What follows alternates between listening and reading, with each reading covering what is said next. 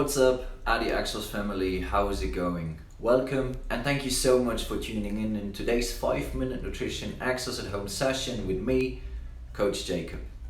Today's session is basically going to be a sequel to our last nutrition session on last Friday when we talked about and calculated your RMR, your resting metabolic rate, so the calories your body needs and burns while it is at rest, as well as the amount of calories it burns, including your daily activity, your PAL, your physical activity level, everything based on your individual parameters.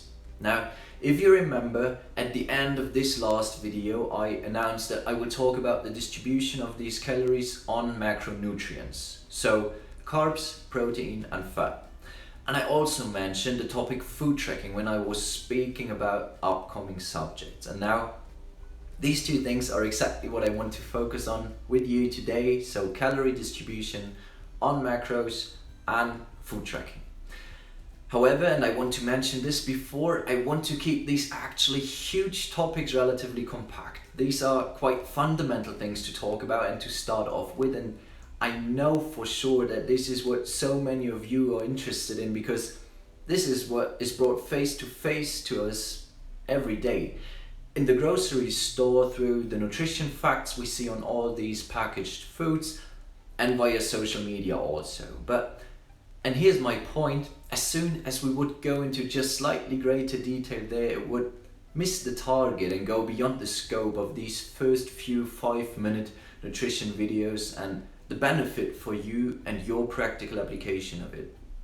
So I will try to keep it general and rather provide some context and background information behind these things for you, so that by means of this information you gained here, you can find your own way and your own approach. Because this is something I would like to add at this point. What I have experienced so far and seen so far, it is that almost everyone has a quite good idea of what foods are good for you and which ones are bad, within the meaning of that is something I should eat more and on a regular basis, while this is something I should maybe eat less and only from time to time.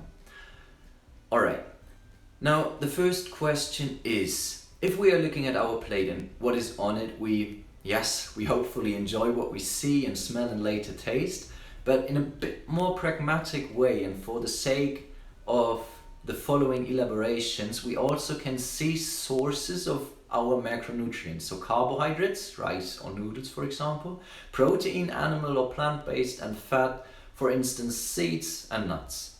But what is happening from we see these different things to eventually throw them all together and it is all just calories at the end of the day? Well, the reason is 1 gram of carbs supplies the energy of approximately 4 calories. To be correct, we actually have to say kilocalories, or roughly 17 kilojoules, which is just another unit to measure energy. The same numbers apply to 1 gram of protein. Fat provides a bit more energy. Here 1 gram equals approximately 9 kilocalories or 39 kilojoules.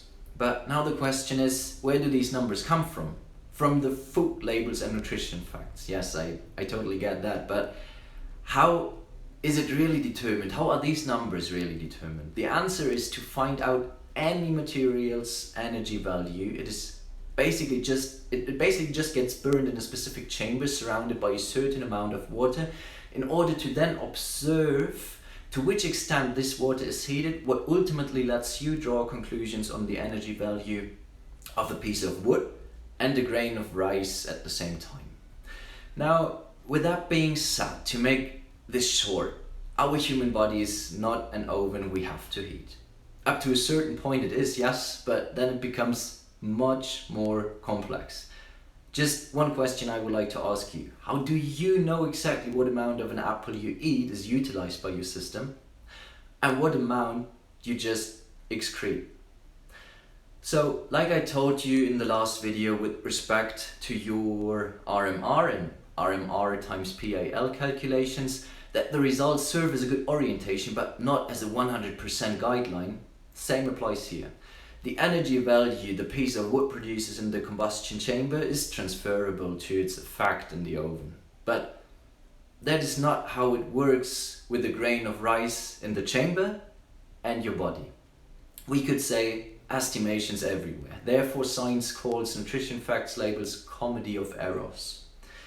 However, some sort of orientation we do need. So let's take what we get and go ahead. If we have this individual number of calories our bodies need that we want to hit on a daily basis based on last week's equations, how do we distribute these calories on our macros? As I said, I will keep it very general and provide just a starting point for further optimization and specification. For the sake of simplicity, 40% carbs, 30% protein, 30% fat. Probably with a tendency to a bit more carbs and slightly less protein and fat, depending on so many individual factors. For instance, the question where you are as an athlete on that continuum between powerlifter, bodybuilder and marathon runner.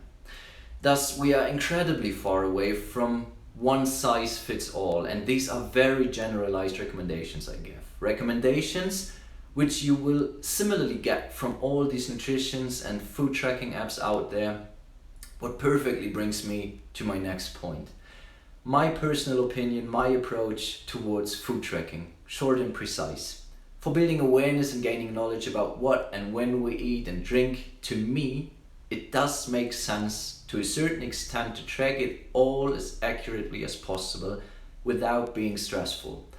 Are you sticking to routinely times with your meals? How much and what are you actually consuming? Getting used to this vast world of nutrition and nutrients respectively.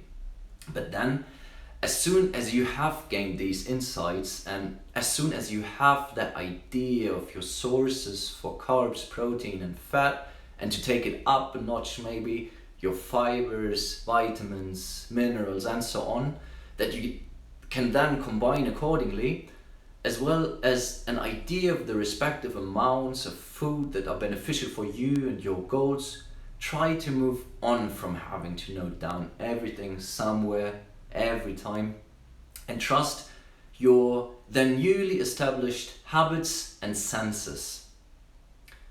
Alright, I want to wrap it up here, reflect upon it. That's it from me for today. Have a good weekend everyone. Cheers and hopefully see you next time. Goodbye.